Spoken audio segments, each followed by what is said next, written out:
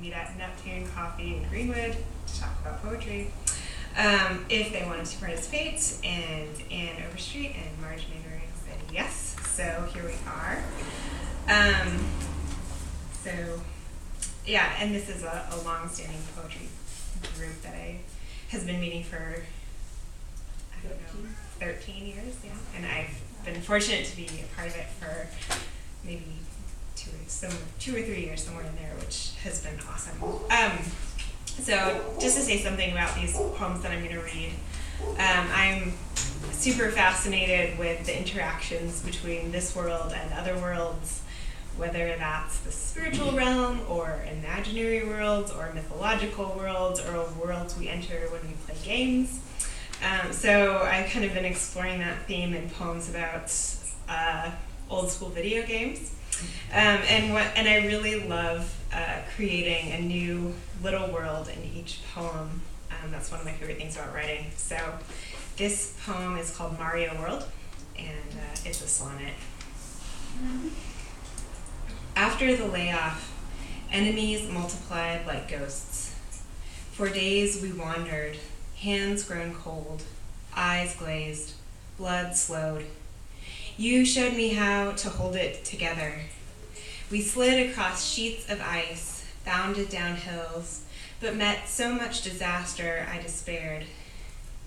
You don't need to kill them all, you said, pulling me up the castle wall, past missed jumps, wasted lives, buried treasure. Brother, so many times I died, not believing. It teaches you to play it as you play. But I'm learning. We can't catalog each killer we'll meet, or guess which creatures hatch a new world for us. Ghosts find us every day, but we'll go back to gather what we need.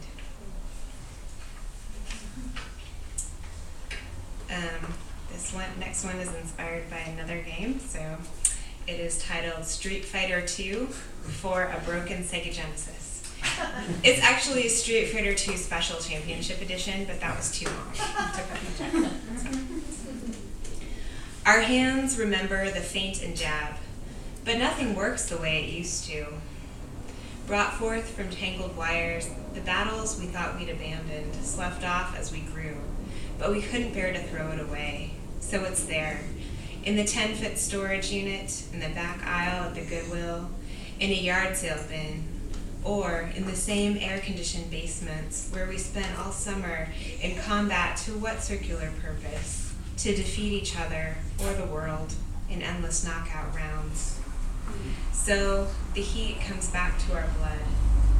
Most of the buttons do nothing, but you've found a way to swipe my feet from under me. Your lone trick move, no matter what guise you assume. Bodies remember, blow on the cartridge, bang on the console when the picture freezes.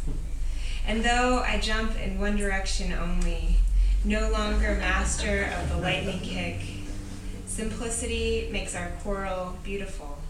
My adversary, my beloved, fight me, fight on with your one good claw. So this next one is a persona poem, so written in the voice of a character. And it's a little weird, so I'll explain. It's written in the voice of St. Augustine of Hippo, the 4th century saint, I think, who's a great traveler, and he tried out a few different religions, he tried out a few different cities before he finally became a bishop, and that's all chronicled in his Confessions. But I was imagining what it would be like if he were to play Pac-Man. So this is St. Augustine enters the world's largest Pac-Man maze. What is the soul, my God, but a point of light, propelled by desire?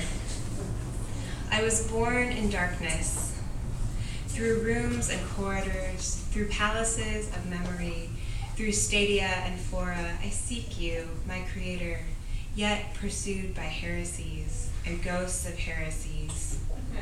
Carthage, Rome, Milan, Hippo, one forum looks much like another. What does the cornered soul devour? What fruit revives it? How does it slip through death, split open, wilted, then dissolved into the very fabric of the world? Enlarge me thus. As water flows the same through every city's aqueducts, so let me pass through these worlds. Oh, I will search every corner of each city. I will stand at the edge of this empire and pray into the dark. Yet will I hunger.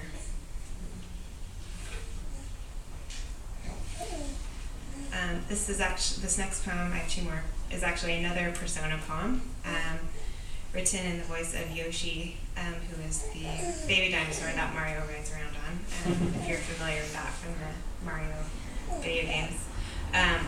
This is also a formal poem, and the form is a pastoral, which is a type of poem that's usually about shepherds falling in love in the forest. But Yoshi, he is from the forest, so I kind of ran with that. Yoshi, a pastoral.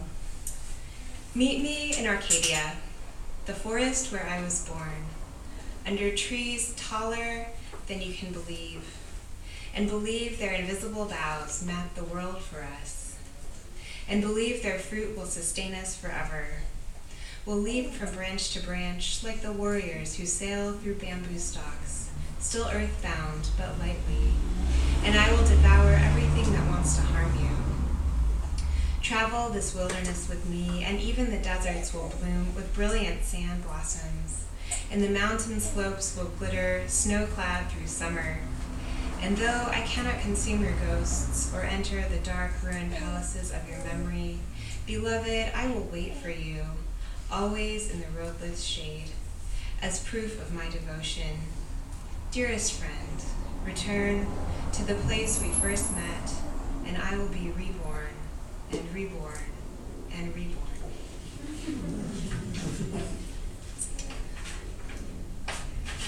All right, last one. Some poems are based on real events and some are not. This is based on a real event. John and I traveled to Italy last summer and visited the Uffizi Gallery in Florence.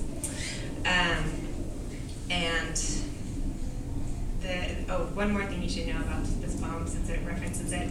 Shigeru Miyamoto is the creator of Mario and Zelda and the Nintendo Wii, and he's a video game designer who works for Nintendo and has for decades. And I read a profile of him in the New Yorker, and he was a fascinating guy. So he's referenced in the poem.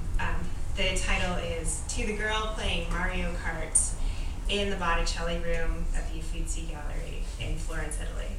And this is real. I sat by her.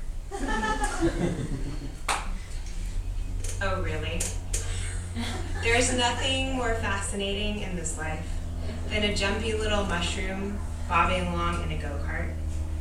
Here we are, slumped in front of masterpieces, the tour guide nattering distinguished names and dates through our earbuds. Meanwhile, Toadstool careens down palm-lined avenues, edging Yoshi off track for the win. Die, baby dinosaur, die! Who has time to genuflect before the skeletons whose brushes once stroked innumerable dress folds? Let them rest in their recycled sarcophagi. Now, I know, this being a poem, I am supposed to come out flags flying for the old masters, for savoring the polished skin of the fruit-breasted Madonna, also known as Venus, for soothing your exhausted dad, who thought you could use a little culture, against your twitchy thumbs and shriveled brain. But why should I? You're content in this sweltering room that just happens to be adorned with the elaborate bequests of bloodthirsty jerks who totally have torched you if you looked at them wrong. And the graces who sway through spring don't give a crap, absorbed in their game of who can step on the most flowers. Art ignores us. Fast forward 50 years, and there's a Gallery Shigeru Miyamoto, where 8-bit clouds scroll serenely by, above the corner where your lucky granddaughter is crouched with some unnamed device, inventing a minuscule, antiquated society of ladies slouched in elevated walkways, fanning themselves and peering down at the butchers, the tanners, the cart drivers, at the models on their way to the studio, where they'll stand in their underwear for hours, fingers intertwined, while the gray-eyed apprentice shuffles draperies around them. His warm fingers, their cool shoulders. Not a bad life, this. All right, thanks.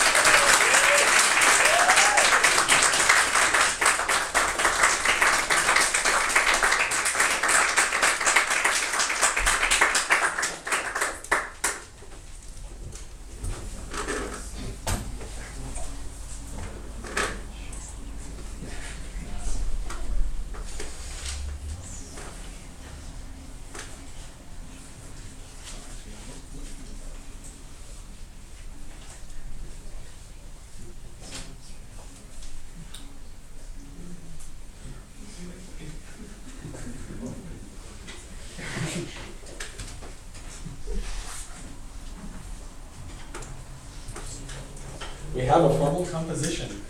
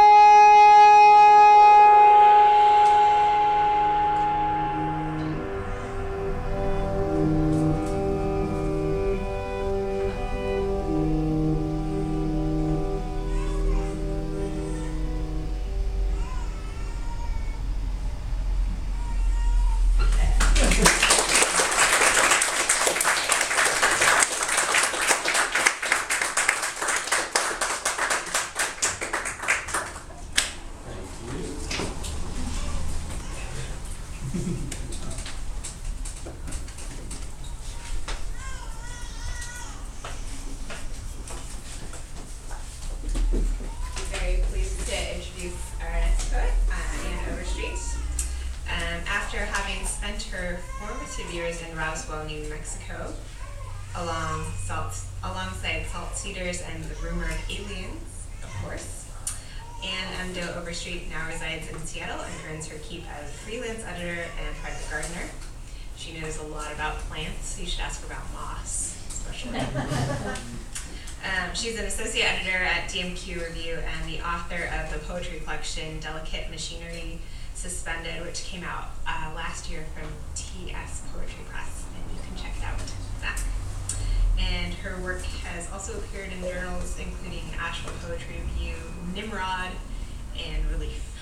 Right, welcome in.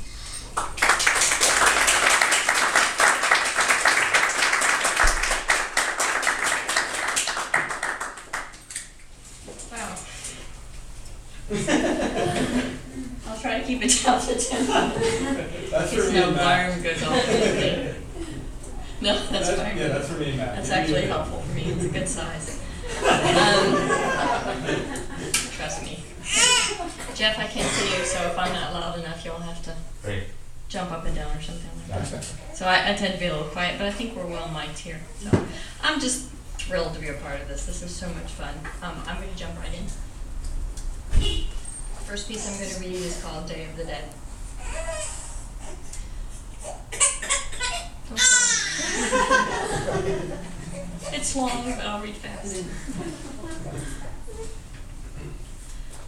I leave my husband there in Maricopa with its one bank, one diner, one gas station to sort through the almost empty house that I can't bear to face.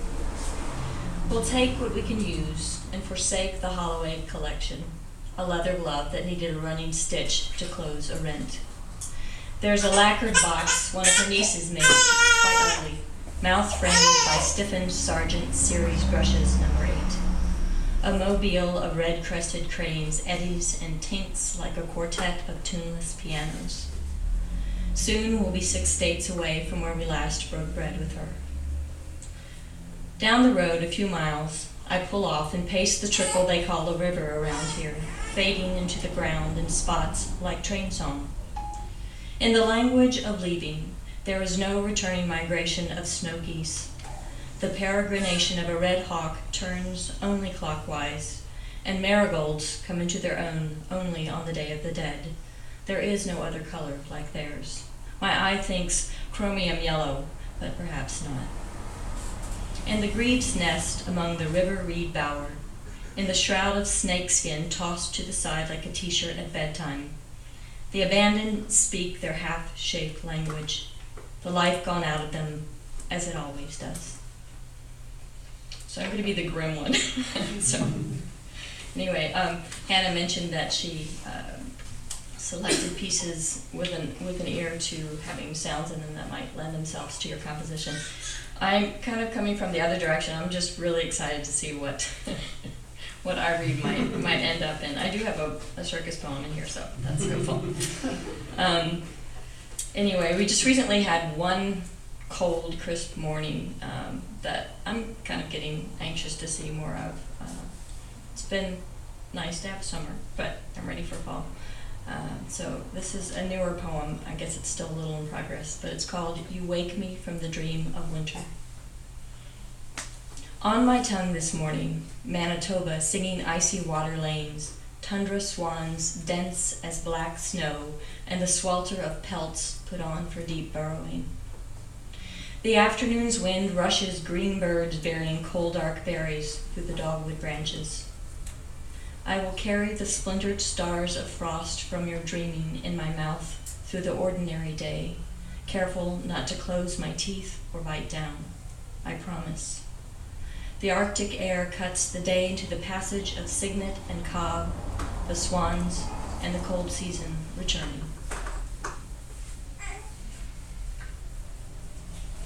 So I guess if I have any theme at all, which I'm not sure that I do, probably leans towards migration, maybe a little bit of exile in there.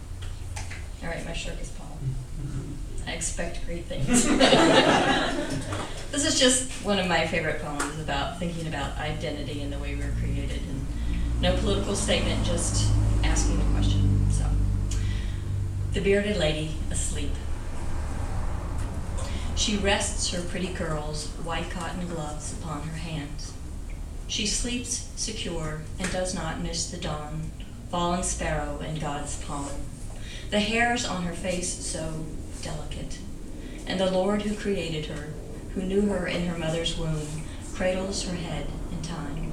Soft the tents are struck, soft the evening clocks chiming, from her pillow singing, rising from her pillow's dream. Open to the evening, untangling locks and knots of beard, she is known of God, chosen Adam, chosen Eve, knows he makes them in his mirror female, male. He makes them her. His glory is in her hair. Listen for her off-key hum.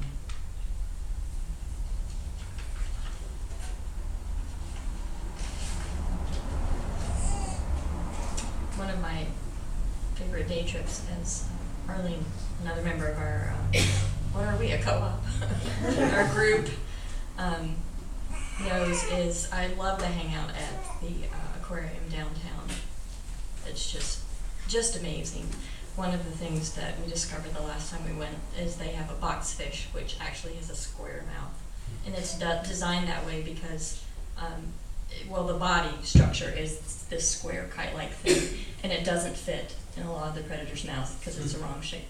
So that's its defense mechanism, and so I had to fit that into a poem somehow. So this is it, and this is my funny poem. So you think you're odd. So you think you're odd, doubly blessed with 2 left feet and genetically inclined toward facial hair. When you lean close, spittle sprays, someone hands you a pink plastic mirror that proves white stuff gathers at the corners of your mouth, even when you keep it shut. You'll improperly substitute strophe for stanza at a writer's conference. The UFOs that cross your sky elude the telescopes of others. Between the library stacks you shuffle, fishing for a book on alpine sheep. A hum rises in your throat, ascends to a yodel or something worse. You wonder who asks a person anyway to enter all that language and be mute. A troll would love your chin, underslung and knobby. And like the boxfish, your shape repels predators, even those you think you'd like to date. You wouldn't fit into your barrel-shaped jaws, you lucky thing. Why hide the shape you're in when it keeps you out of danger? Why join the ranks of sardines that slouch toward an exit? Tell the truth. You'd rather fall in love with a harlequin shrimp anyway, or join the kids at the tidal touch pool where the strange can sometimes happen. Before it extends its cardia stomach to taste you, the beaded, bubbled digits of the short-spined sea star stroke and sting your knuckles. And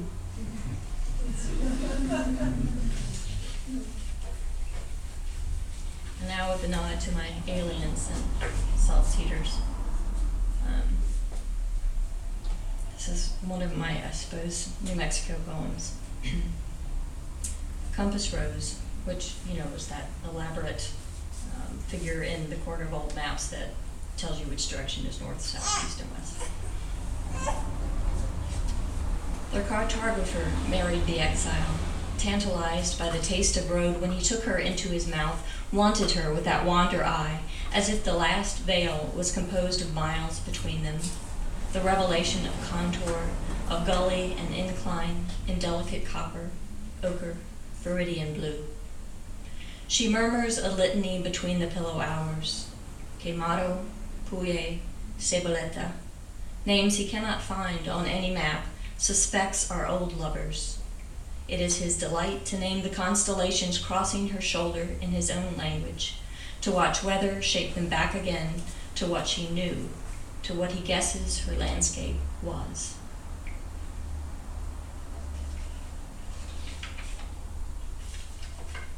I think this one's funny, but this is another, I guess loosely, a New Mexico poem called Interrupt. He is leaving for Tulsa or San Ildefonso Pueblo in less than 15 minutes, this kid who wedges himself, sullen, between a stuccoed blue wall and three-legged table sweating beneath his glass. We have come between him and the girl behind the bar. Maybe he is waiting to take her home. Maybe he is dreaming of taking her to the dark back room among bags of beans and jugs of 2% milk shivering on a chrome refrigerator rack. Either way, he can only watch as her quick wrists cradle a white ceramic plate of lemon pie. Her back is to him, spine budding a path beneath a sweater the color of cantaloupe. She bends for a clean knife, and he hates us. All right. Finish with one. This will be the last one. My husband Jeffrey is here tonight, and we're a few years apart in age. But we seem to have come from, I don't know if it's the region or the age, but I went to, well, and you did go to a private high school, right? But I went to schools where we had, at least in junior high and elementary school, we had the drills about what to do if there was an atomic bomb, you know, that kind of thing, which you did not experience. This is called Public Safety Film number 217. On the first day of the month, a cloudless afternoon, it's time for the next in a series of safety films, What to Do in Case of a Bomb. Mrs. M rolls out the projector and flips off the overhead lights. One kid with a freshly shorn head forms a fist. The homeroom class is worshiping in slow reptilian shock, the ticking of celluloid looping through a reel, blooming a bubble of bombs and ash. The girl by the window curls fetal under her desk, clasping her shoes, listening to the sound of the world ending. We're all hoping to be saved, sent out into a day redeemed from disaster, color bleeding back into tree limbs, the cinder grass. These are the smells of last days: Tide detergent, mown grass clinging wetly to our sneakers, bazooka gum tucked between cheek and molar. Clasped hands protect the fracturable spine. We dream a shell, mesmerized by the way patterns form on the back of the eyelid, sparking red and gleaming horn. Crouched in our incomprehension, we wait for the bell's release. Turtles soften in the clean sun, the carotid artery beating tetherball. The next day recalling only a slow boil of dust and the way we blew over like wheat in the wind. Thank you, and thank you for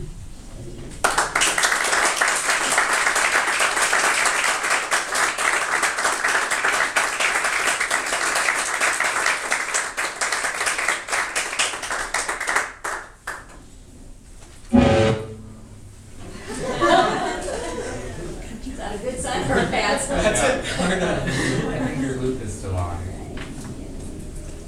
And now it's down. Yeah. Just in case. Yeah. Does that on me again? Thanks.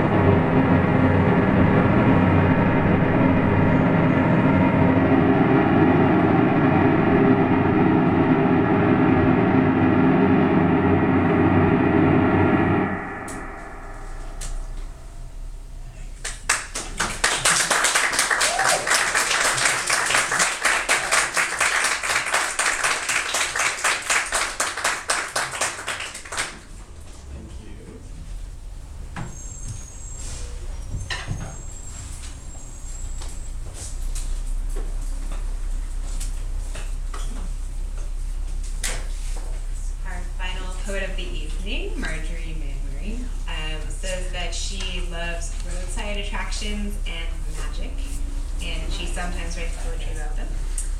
She also co-edits the Poetry and Art Journal DMQ Review.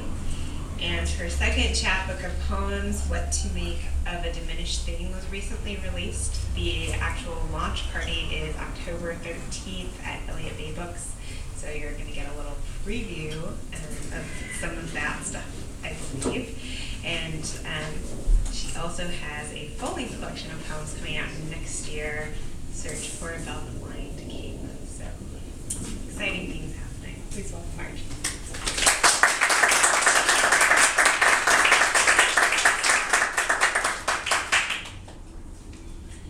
Thank you, Hannah, for that. And thank you, Jordan, Matt, and Kevin, who made it possible for us to be here tonight. And to Julia and Jake, who are back there, I can't really see, but sitting at the table of wares. So this first poem is talking about one of those roadside attractions. Lines composed a few miles past the world's largest can of 7-Up. Oh, roadside oddity, embodiment of raw American id, homage to good-natured bad taste, Paul Bunyan replica, Colossus talking cow, world's largest anything. I love that you dominate the litter-strewn patch just south of the highway ditch. Praise the water tower posing as a giant peach, the oversized metalwork dinner fork, the 10-foot tall hitchhiking thumb. And God bless the man dressed up as a hot dog, handing out coupons inside a huge fiberglass bun.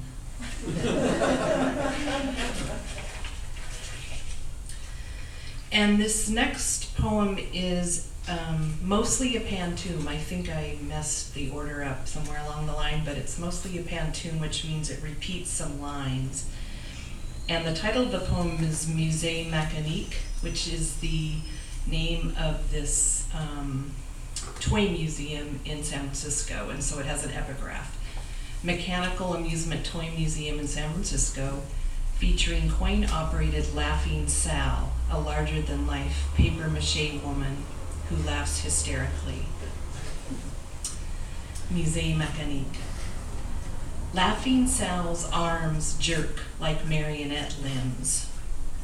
Harmless, no